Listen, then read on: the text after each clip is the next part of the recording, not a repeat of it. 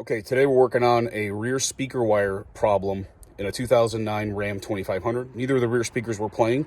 I was working on putting in a new stereo system, just a new radio, and I couldn't get the rear speakers to play at all. So I started taking some things apart, checking out the wires, toning out the wires. You can see my other video about how to tone out the wires to find the break in the wires. And I'll show you what I think is probably a common problem on these trucks, where wires break in the door boots between the body and the door. So what I found through my investigation here is I found actually 2 wires for the speaker and a light green wire that was actually broken. So this light green wire was still intact, right? But the insulation was cracked in 3 spots.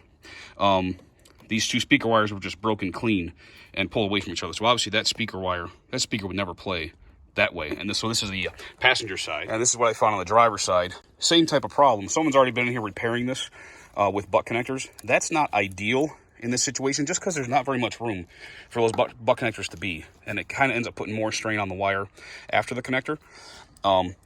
So this is more like what I saw on the passenger side when I first opened that boot. See how cracked the insulation is? I'd seen something like this on a 2004 Jeep Grand Cherokee before, so I have a suspicion that whatever insulation Dodge and Jeep used on these wires in those years is just too brittle for long-term reliability. So the insulation breaks, and I think the copper may also be a little too brittle because it just breaks that way, whatever particular copper alloy they're using. But not to worry, I'm gonna show you how we're gonna solder and heat shrink and repair these, get the speakers working again, and reconnect whatever this green wire is. This green wire, they did have this connect with a butt connector also, but we're gonna go ahead and solder that, and I'll show you how we're gonna do that. So let's start with this light green wire. The first thing we're going to want to do is put a small piece of heat shrink around one edge of the wire, one side of the wire I should say, so that it'll be ready to use after we do our soldering job. And you want to have it tucked away from the solder joint as far as you can get it.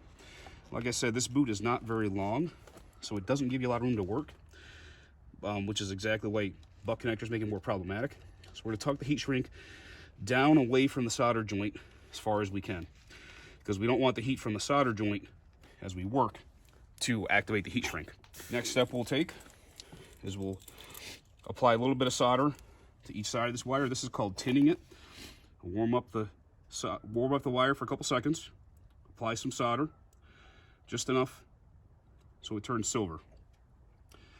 Do that on both sides.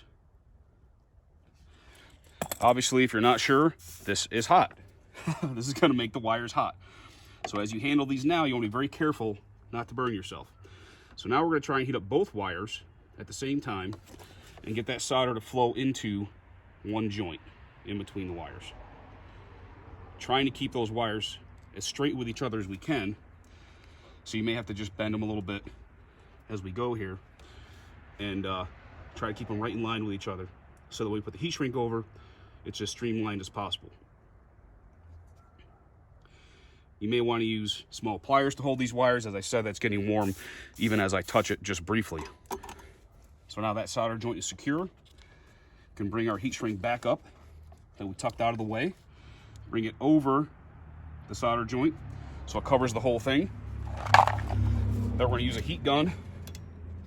This has attachment on the front to help you heat shrink around wires. This is a DeWalt cordless heat gun. I'll give you an Amazon affiliate link in my description. Then you just apply the heat, and as we apply heat, we're going to watch that heat shrink tight right around the wire.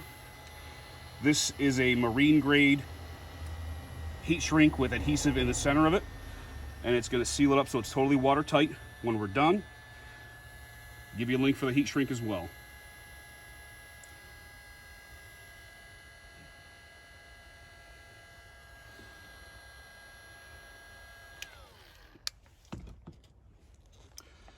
That's still going to be warm again because it is heat shrink, but that is now repaired.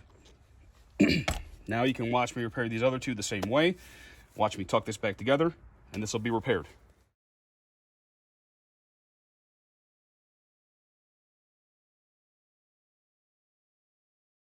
So I realized that I didn't cover with you how we got this plug out of the body. Okay, that's probably going to be important. On each side of this plug, there's a clip. So when this is installed, this entire boot comes up and over this whole plug. And all you'll see is this little edge here against the body of the truck. So what you'll do is you use a screwdriver, flat screwdriver, and press in this area here, and that's going to release the clip that's here on the side of the plug. There's one on each side. It's easier to get to the front clip from around the other side of the door while it's open. You can just reach between the gap here, press that clip, and then pull this plug out. And then you'll have to just peel this rubber out off the edge of this plug. Then you can access all of this, and then peel this boot back like I've been doing in order to be able to work. So that's how you get to that plug.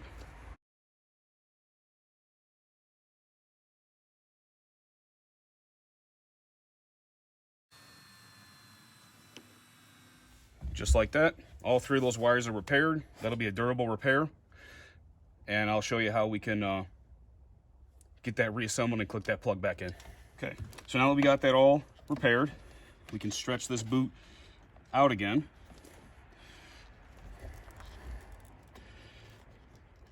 Can pull on it at the bottom, get the boot brought up the wire harness. Then you're gonna wrap the end of this boot back around this plug the way it was.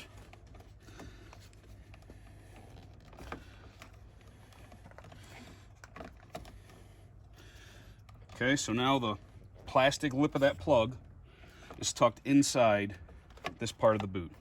Check it on all sides, make sure it's correct. Now you can slide that plug into the body and then just press. Now you can just press this in. Now it's clipped. Now it won't come out. And that's the end of the repair. Thanks for watching.